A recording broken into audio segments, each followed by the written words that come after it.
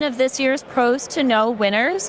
Kirk, we understand that although Kaleris is a relatively new company, you've combined some pretty impressive solutions that have been leaders in their industries for quite some time. Can you tell us a little bit about what makes Kaleris brand? Yeah, sure, Marina. First of all, thank you for having us and thank you for doing this. It's a pleasure to meet you and a pleasure to be here. We're very excited about Kaleris and the brand.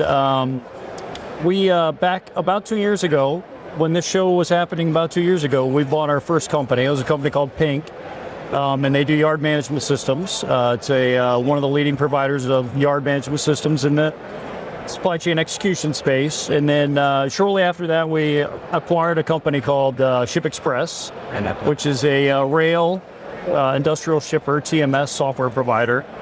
And then shortly after that, we acquired a company called RailcarRx, which does maintenance and repair software for rail cars.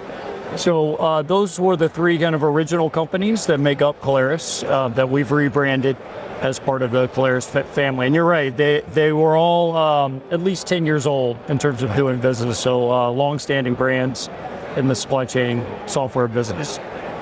So Kaleris has a strong focus on supply chain execution. What is it that truly sets Kaleris apart from other supply chain solutions in the market today? Well, I think we're a unique platform in that now that we've brought these companies together, the software actually talks to one another, and we have the ability to combine the data that comes out of those systems to provide increasing levels of visibility for our customers. So that visibility allows us to solve even more supply chain challenges for our customers. So I think it's unique in that we're coming at solving these problems from the supply chain execution, like day of operations, mission critical software. Like our software helps our companies run their business to provide even additional levels of visibility, optimization, and execution. So what are the biggest supply chain challenges that you're solving for your customers today? Well, it's just that, the analytics, the visibility, and optimization. So a lot of companies have gone from using paper and pen to manually do some of their daily supply chain execution activities. And now it's kind of that next level of information that comes out of the system. What other challenges could we solve? And then going deeper into these, our customer organizations in terms of different sites, different facilities. So in the yard management product, for example, we have over 300 large industrial shippers, warehouses, and distribution facilities. And many of those customers only have a few of their yards on our system. So we're working with those customers to deploy the software further across the enterprise. So that's one of the biggest challenges that we have now in terms of going deeper into our customer organizations and providing even more value than what they're seeing today. So one thing that's pretty intriguing is that you currently offer solutions for both sides of the yard. It finished a good solution for truck yards, which is a large concern for many in the MODEX community. But you also offer another level of yard and transload management that serves shippers who are dealing with liquids and bulk materials. How does this impact the type of customers you can serve holistically versus where other YMS solutions may be limited? Yeah, that's a good question. So the second business that we bought, the industrial shipper business that has a comprehensive TMS product, primarily deals on the rail side. So a lot of the materials inbound, for example, at our shipper locations are bulk materials, like you say. And so we're able to have higher levels of conversations within our customers about not only what's happening in their truck yard, what's happening for inbound raw materials, and then combining that information to really help them lower their overall transportation. So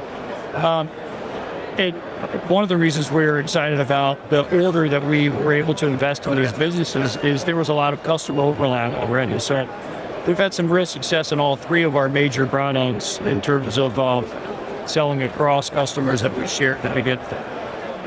So we saw that you also recently added intermodal maintenance and repair solutions to your asset management portfolio. How will this impact shippers today?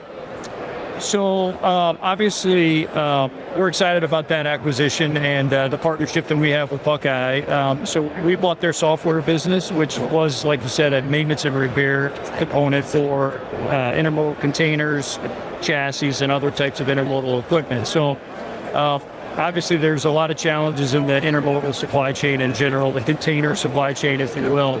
And many of our customers across our installed base of customers and the market that we're serving need to repair their intermodal containers, and that means that we can run through that system.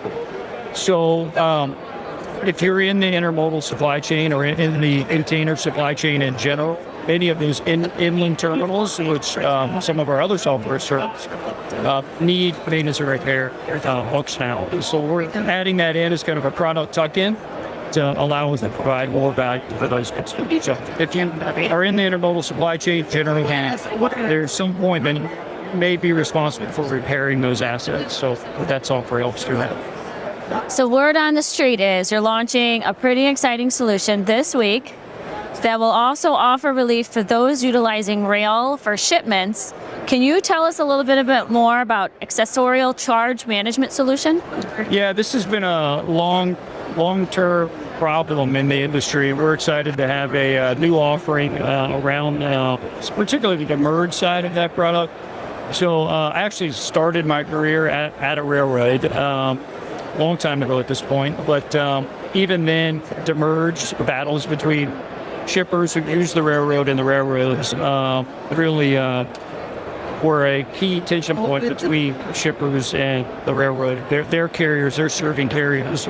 And the problem was there was no central spot or a central truth of what's actually happening with the assets. And obviously, the longer the assets sit, the higher the merge goes. So every month there's a big battle over what the cost actually were. So our system, not just merge, but other accessorial fees, allows that kind of central point of truth or what's actually happening with the assets and what the charges actually are.